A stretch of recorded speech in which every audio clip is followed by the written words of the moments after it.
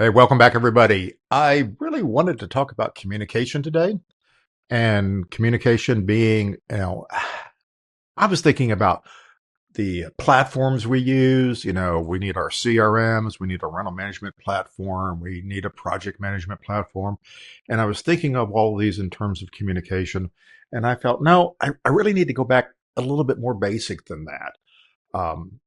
We can do everything we do, we can do with a clipboard. We can get a three-ring binder and map out everything we can do, everything we should do on a show, communicate on a show. And the fact is, most people don't do that because they grew up now with these, computers and online tools and apps to do all of these things. And that's changed the responsibilities in communication in such a way that I think it's probably just time to readdress it, bring it back up again. And it manifests primarily in the discourse, not necessarily discord, but the discourse between sales and operations. Now, what's your solution for this? The first thing I have to say in this before I get into the meat of the podcast is when we're talking about communication, we're always talking about what are the lines of responsibility and what are the lines of accountability. Okay, who is going to be accountable for this? Who's going to be responsible for getting this done? And we need that clarity. And when sales and operations get sideways, it's often because it's not clear who's responsible, and somebody feels like they're being held accountable. They don't have the right tools. So think about those two words. Where do they fit into these conflicts? And then how do we solve them? Now, before I move any further, operations folks, I love you. I'm one of you, been there. I take what you do very seriously. In order for communication to work, you have to stop saying how hard or how difficult everything is. Okay. Your job is to make it easy. Quit telling us how hard it is. Quit telling us how busy you are. That is not the right response to most of your situations. There's a time and a place for that response, but it's not your job. Your job is to take what comes your way and make it work. So don't default to, oh my God, that's so hard. Oh my God, that's going to take so much time. Oh, I'm going to need extra people. Oh, we're going to have to sub-rent. I assume all of those things are true. All of those things are absolutely true. They don't need to be said. Just stop it. It doesn't help. Sales. Stop saying how easy it is. Oh, this will be easy. Quit trying to placate the other side. Quit trying to avoid the uncomfortable conversation. Everything you throw on a busy person's lap is disruptive. Just get used to being the disruptor. Now, you can do things to mitigate your disruption, just like, ops can manage themselves better to mitigate their response. But let's quit saying everything is hard. Let's quit saying everything is easy. What is important is communication. We need data, we need facts, we need information. And sometimes the information we have is that we don't really have any information. That's where we have to start. If you don't have enough information and you're responsible for getting more information, I can't hold anybody accountable for the information you haven't provided them. So we need to provide enough information so that accountability will start to kick in. Now, having said all that, I still want to do a podcast. So here it comes. Let's talk about how we can change our language forever to make it easier to communicate between sales and operations. Here it comes. Welcome to your weekly dose of uncommon sense, helpful insights, and tough love. The Intentional Success Podcast comes to you through the generous support of Merch Crew. For 25 years, Merch Crew has protected growing live event companies by removing risk and streamlining paperwork so they can scale faster. Crew confidently with trusted freelancers by starting today at merchcrew.com. So in the great battle between sales and operations, and for 20 years that I've been doing this stuff, it has been a battle. I've talked about it forever. Everybody talks about sales versus operations. We talk about the handoff. A handoff is one of those horrible things that we invented because we're tired of listening to sales. We just want them to button it all up and hand it off to us and let us take care of it. And from this point forward, after the handoff, operations is in charge of everything and gets to say no. And guess what? That's not how customer service works, right? The kitchen doesn't say, oh, thank you for your order. I don't want to see you again until the food's ready. Come pick up your food. We got to be able to come in and say, hey, this person decided they want their steak done medium well instead of medium. This person would like to change to the chicken. Oh, we found out that somebody, is allergic to asparagus. We have to be able to take on more information. That's what communication is all about. It is part of our responsibility to accept that communication and make adjustments to it. You will be held accountable for the adjustments that you make. So we do need good communication. We do need it in the right place. Okay. But there always needs to be one source of truth.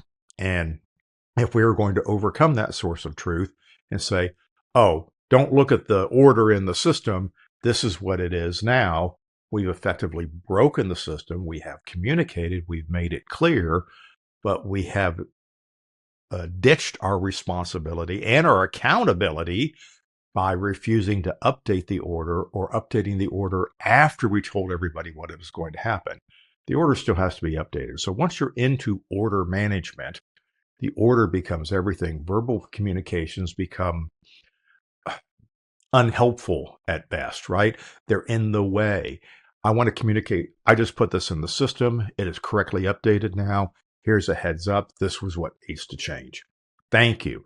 Now I can take your verbal. I can process it if I have the verbal capacity to listen to you and retain it. Or if I'm super busy, I know I can go back and look in the order and get the updates there, say thank you, and move on. So the language that we use about, oh, this is easy, this is going to be hard, I think is at the root of the sales and operations conversation that we need to modify a little bit. And I looked at one of the tools that I've created for you, sometime in the past year or so, talking about the different levels of show, the different standards of show. And I wrote that piece and did that podcast because I wanted to create some clarity for you about how the complexity of your show relates to the appropriate response to do the fulfillment for that show or that event. I also wanted to be able to demonstrate that there's a top tier that you and your team are comfortable working in. And then when you get out of that tier, when you get beyond the company's comfort level, all sorts of things start to kick in that are unfamiliar, untested, unverified. And that makes everybody nervous, and that makes it very difficult to maintain responsibility and accountability because we're into unknown territory. And many of us are in uncharted territory. Okay. 90% of the people I work with have never done a level 7 show. Many have never even seen one. Most of us live in the level 3, 4, and 5 range. And I want to talk about those things because I think this is our common language. This is the thing that's going to help us between the selling side and the planning side, or operations, if you will, better communicate what is going on. So in any selling process, I should, as soon as I have an opportunity or a need, I should be opening up my CRM or my management platform, whatever it might be, and entering in the preliminaries on that order. Not putting something where it belongs is the slippery slope to dropping and losing information. We have to tap the brakes. We have to slow down. We have to quit being excited about this great opportunity and actually get some facts into the system so that other people can start to take responsibility for that information and acting upon it. So assuming that when we're doing that, we also have an understanding of how complex we think this project will be, we get a chance to mitigate what might be a negative response about, oh, we're too busy, that's too hard, we're out of people. So if we clarify what something is, then maybe we'll work more quickly to coming to the solution rather than listing out all the obstacles. And here's how it would work. So there are 10 levels of show excellence. I'm not going to go through all of them.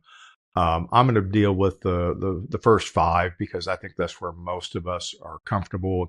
Is easily recognizable. And if you're doing level 6 to 9 shows, You already know a lot of this stuff. You probably need to hone it. And you probably have to remember how to do the lower level of shows so that you avoid over delivering. So if you go in there thinking you're doing a level 8 show and what was sold was a level 4 show, you're going to over deliver. You're going to take a very reasonable mid-level project and you're going to over engineer it. You're going to over provide for it. You're going to over direct it. And basically you're not going to make the money you should have made if you had just delivered it at the level it was sold. So level number one. Level one is I call the bare minimum. This is not a rental order. We are not talking about rentals. I am talking about shows. And the bare minimum of a show is, I always use the outdoor PA system. I'm going to deliver 2 speakers and a microphone. I'm going to set them up. I'm going to turn them on so the customer can use it. And I'm going to stand by in case they need any help. Okay. I may go back, sit in the truck. I may go sit in a closet.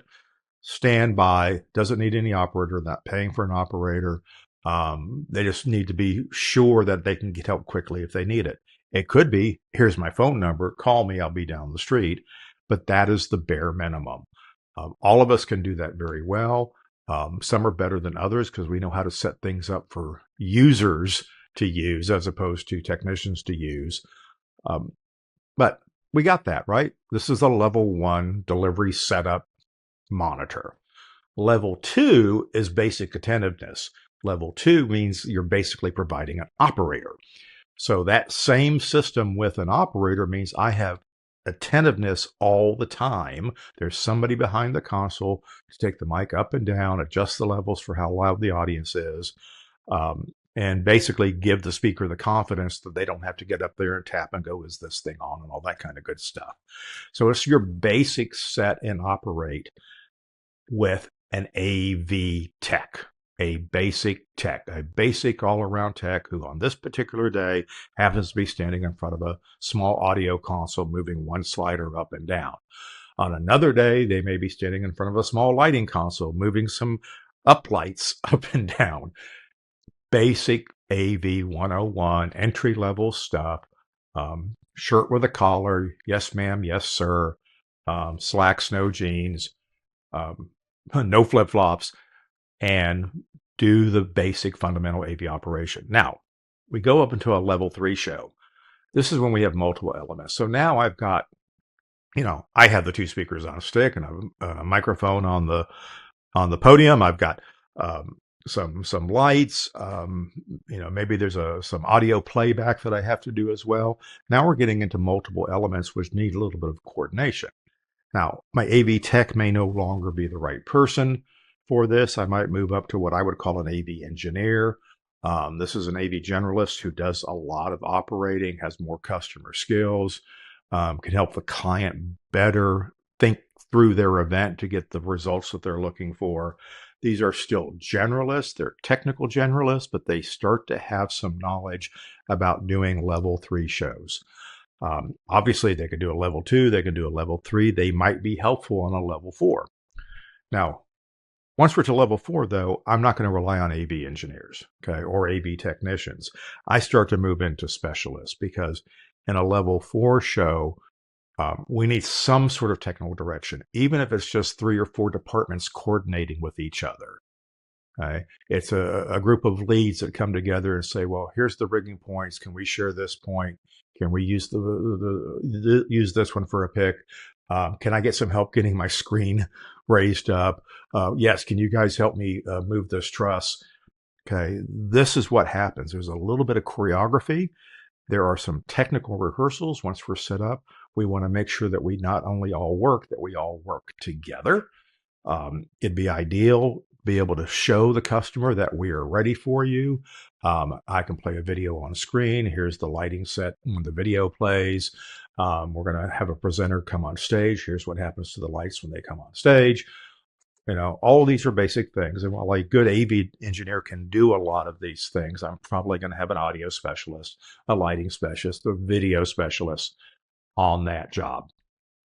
Now, level 5 shows become more of a choreography. On level 4, we have technical rehearsals. We rehearse for the crew. On a level 5 show, we rehearse the talent. So we're rehearsing for the client. We're letting the talent rehearse so that the show, the presentation, really becomes the star. And this is where our industry gets fun and interesting, because now we are doing a show where the client understands they're responsible for delivering content to the audience, and we are tools there to help them. The level of collaboration here becomes critical. This is where we need our better people. My AV tech from level 2, I don't need on this show site unless they're just a setup person. And I certainly don't need somebody who's capable of doing a level 5 show, going up and setting a microphone, which is another reason why we don't need to have a lot of staff technicians in our companies, because when we have very qualified people doing things that are unqualified, or we have people who are underqualified doing things that they're not qualified for. So we want to have the right crew. Level 5, we have to be very agnostic about the source of the crew. We want the best people who can work together to deliver that outcome. Level 6 just takes it to a higher standard. It's probably going to be a better show caller. It's not one of the guys or the project manager or the salesman calling the show for the client. It now becomes, or even the client calling the show, which is, often a level 5 show. But when we brought in a professional show caller, whether we hired them or the client hired them, okay, now we're into a level 6 show. Our standards are much higher. Okay. Our better technicians have to be there. And this is what we need to pay attention to. So when I'm communicating with operations, it'd be great if we start out and say, hey, I just got off the phone with a client. We've got a level 3 show. I need a general AV engineer to do this job. And here's the 2 elements on it. And the information is in the notes in the CRM. And as soon as you tell me that we can get this done, I will finish out the order so that operations can take it over. That could be a conversation that you could have. Now, operations may say, go ahead and build it anyway and let me look at it. But the fact of the matter is, tell me we can't do it, and I'll tell the client we can't do it.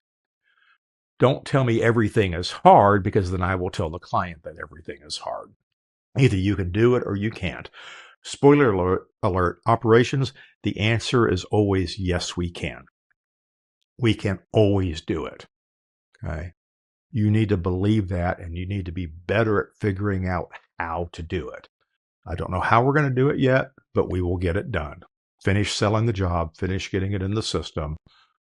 Let me start working on this. Now, I will help be accountable for getting the work done if you will finish your responsibility of getting the information into the computer. And this will help alleviate a lot of our communications and a lot of our pushback. Let's just agree on what the shows are. If you are in the biggest level show you've ever done, you're into that level 6 show, awesome. Let everybody know, because for most of my audience, like I said, 89% of my office, that's going to be the most professional event they've ever worked on. Now, there are those of us who come from a world where we did level 6 shows all the time, and we sit in the level 6, 7, and 8 world. We might look down our noses at the smaller shows, but the fact of the matter is we all came from there. We all know how to do them well, and the same amount of professionalism is still appropriate on those lower level shows. We just might have some people who are overqualified, or might have gear that's a little bit, over-engineered for the application. But my goal in all of this was about communication. So how can we communicate quickly and easily the perception of what the event is, so that operations doesn't see, I need a 20,000 lumen projector, and all of a sudden they start attaching everything that goes with it, and they're building out a level 5, 6, or 7 show in their brain, when all you really had was a level 3 video playback in a cafeteria with a bright projector. So let's lead with what kind of show are we doing, so that we can quickly get on to the business of deciding who's responsible or taking responsibility, and who's going to be accountable, and who's going to take the accountability for any given project or any step in a project. I think that's going to help. I look forward to hearing your feedback about this, but I think it's that common language that we can quickly all agree upon. And it shouldn't be unique to your company. It should be the same at all of our companies. We all know the difference between a general AV operate versus having to have show technicians on there. So that's going from a level 3 to a level 4 show. We all know the difference between a level 4 show where the technicians all kind of react to whatever the customer says and talk to each other and do the best they can, and a level 5 show where a show caller or a show director is taking responsibility to tell you what to do and tell you when to do it, which is a huge amount of responsibility of your show crew. Anybody can get the cue right if you called it yourself. But when somebody else is calling the cue for you and you're hitting it every time, that is a high level result. Be proud of yourself. That's what we're working towards. So I think we'll understand these things. I think we'll understand it across sales and operations. Hopefully, it'll make your communications a little bit better. At least it'll help you keep your priorities straight. There you have it. Thanks for listening. Talk to you next time. If this episode of the Intentional Success Podcast has made an impact on your day, then please leave a review and don't forget to like and subscribe. This podcast has been brought to you by the helpful folks at Merch Crew.